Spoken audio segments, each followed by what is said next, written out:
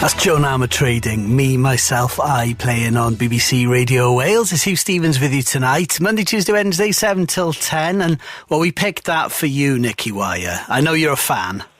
Oh, I love that track. Just takes me back to 15 years old, Joan Armour Trading's greatest hits. Drop the Pilot, Willow, Love and Affection. Oh, yeah. It's a real soundtrack to my certain greatest hits at that point.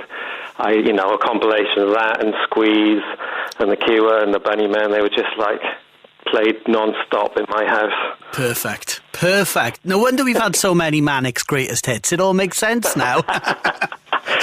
They used to be such a great entry point, obviously. Yeah. It's done with a flick of a switch now. Yeah, of course, it's different times.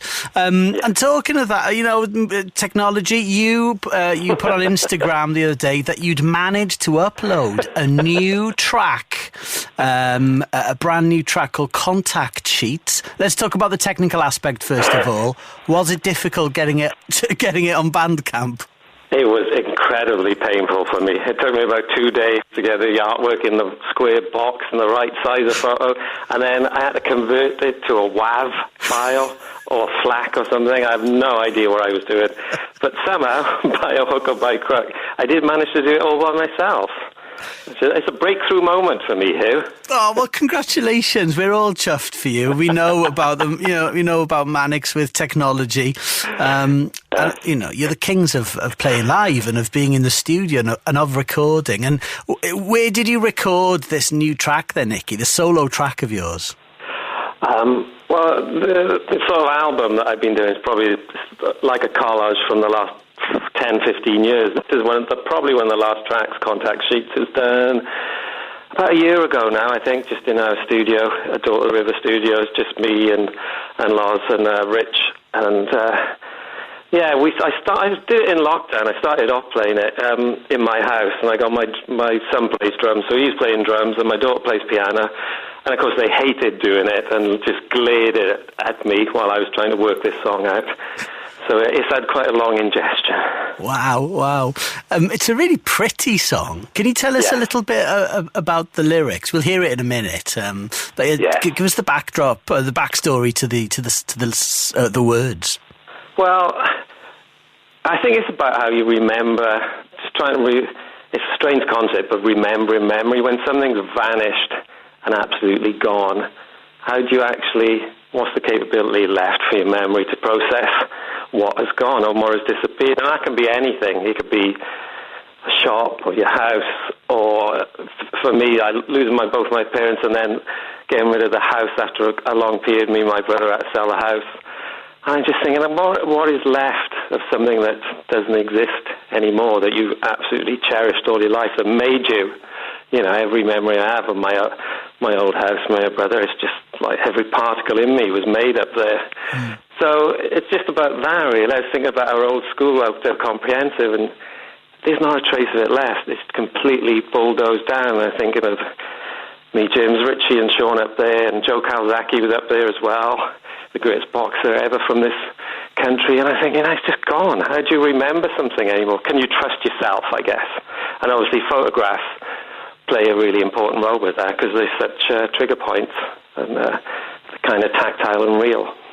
Oh yeah, we know you're a big fan of the Polaroids, and you share some beautiful pictures of your past, actually, on the Manics Instagram, don't you? Of you and your brother and your parents and where you grew up. So is that a theme throughout the forthcoming solo album then, Nick? Yeah, the difficulty is, because I've been writing the advert since I did my last solo album, it's quite a sort of patchwork quilt of ideas as well. So the album's called Intimism, which was like a sort of art movement about the interior world, painting quite mundane interior sort of scenes, which I was trying to figure out that sometimes the mundane can be really extraordinary and really important, and ordinary life can explode into colour and excitement. So I think if it's a theme, it's sort of that, really, on the record. It's very personal, it's very intimate. It's a very intimate album. We can't wait to hear it. When will Intimisms be out? I have no idea. You have to load it up to Bandcamp first, do you? Yeah, I was thinking that could be a difficult process. Could be some time. I keep getting all pings through now. I don't know if somehow, every time something happens, I'm getting all these emails of Bandcamp and I don't know how to stop it. You should get your mate Robin Turner to help you upload it. He has been on the phone today. Okay. I have to ask about Manics with you on the phone, Nicky. Busy for summer? You getting ready for some big gigs? Yeah, we're doing Glastonbury, Isle of Wight, and a warm-up in Bath. But it's a quiet summer for us. We're actually really writing. We've done a lot of new music, a lot of new songs. Hopefully get an album out next year. And we're deep into the writing, and it's quite an energetic time for us at the minute, for us mid-50-year-olds. Not easy. Not easy, Hugh.